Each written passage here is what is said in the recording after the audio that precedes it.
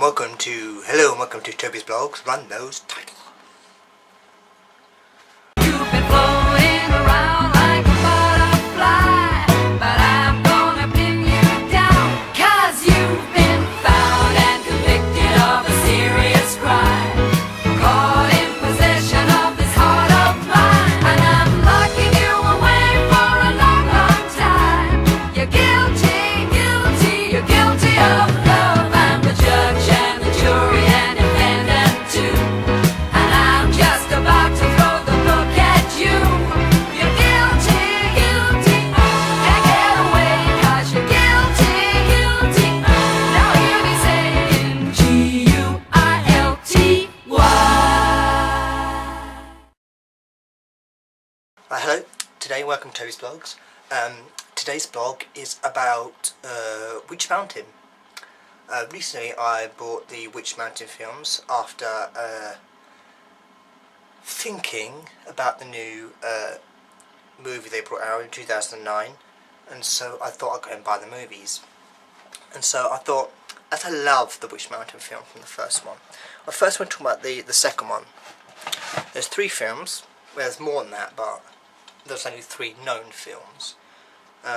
The first one is Escape to Witch Mountin, which is based on the original book, and it features the 2 same actors. I've got the film here now, and I don't remember that. It's a vague memory. So remember, when I'm talking about this topic, it's a vague memory of the first film, so I'm not really sure what goes on in that film. Vague memory. The one I bought was this one. The second one is Return to Witch Mountin. I remember watching this when I was a kid, and I always used to love when it was on television because it was like a childhood memory kind of film, and I love it. It's absolutely a brilliant film. It's called Return from Witch Mountin. If you don't know anything about the Witch Mountin films, it features basically 2 children from another planet, and I would say they have telekinetic powers, which means that they can move things by the power of their mind. But in the film, they use as energizing or something, changing the molecules that they move and stuff. But I would say it's telekinetic. If you're using your mind to move things, it's telekinetic power. So you use a telekinetic energy to move things around. Yes. Also, they're telepathic. Well, in the first 2 films, they're telepathic, they're telekinetic, they can move things whenever they want, and that's what I like. So the ones in this film feature Tony and Tia, I think. Just making sure on the box. Doesn't say. Oh well. So I think they're Tony and Tia. They're coming down for a visit from their planet, the spacecraft, to USA, Los Angeles, and as they're telepathic and can see the future, Tony sees the future and sees someone falling off a building, so he could try to go and save that person, and he saves them by suspending them in the air. And then the scientists, these 2 scientists, watch this and realise that he's got special powers, and they use mind control to use him to try and take over the world. And Tia's trying to run around and try and help her brother, but it's all going weird. So I think it's a brilliant film. Go out and watch Return from Witch Mountin, or even watch Escape from Witch Mountin, which is brilliant. So that's the first film. I absolutely loved this film, and I thought, oh my god, if the new films like that, would be crazy. Right, so I watched that, 2 days ago, and then I watched this film, which is in fact the new 2009 film, which is called Race to Witch Mountin. I would say it's a completely different story. Completely different story. As in, these are now called Seth and something else. I haven't got a clue, I have to look at the box. Seth and something else begin with an S. Sarah or something. And so these are 2 extraterrestrials, ETs basically, and they go on a spaceship. Now they're from it. Now they seem to be a completely different species, kind of. I'll get onto this debate later on because I've got a list of what I'm talking about. And so they crash their spaceship, and they're looking for a certain thing that will save their planet because their planet wants to invade Earth because their planet's dying, and these 2 children have been sent to try and recover something on Earth which will save their planet. And so they go around, and they've got this assassin after them, this big robot thing assassin, and also the government's after them to kill them and find out what they're here for.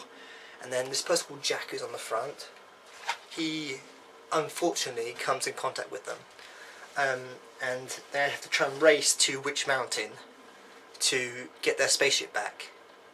Debate about Witch Mountain coming up later.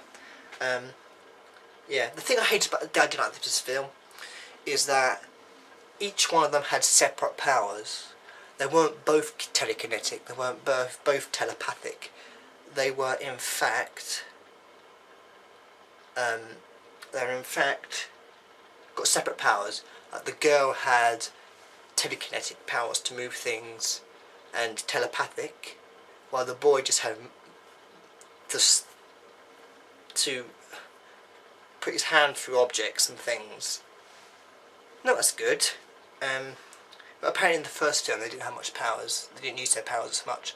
But I think if we're using the story of Witch Mountain, I think from all this CGI, they should have things moving around, going right, you go there, we'll go flying over here. Like in the second film, they had buses flying over other buses. They had buses lifting up and then going under. They had them flying everywhere. Like, come on, that was like made in the 70s or something. And their technology was absolute shit. And they managed to pull off a good movie by having things flying everywhere. And now in 2009 we have a film based on Witch Mountain with telekinetic aliens. And they can't bother to make good stuff like they did in the last film.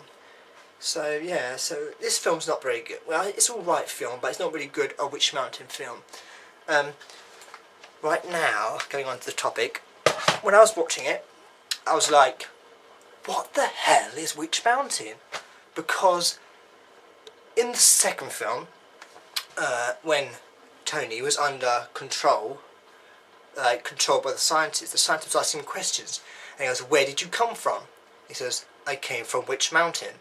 So I thought Witch Mountain was something, a mountain on a different planet.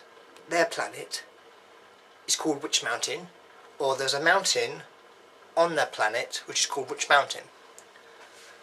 But in the third film, they say Witch Mountain, because where's your spaceship is in Witch Mountain.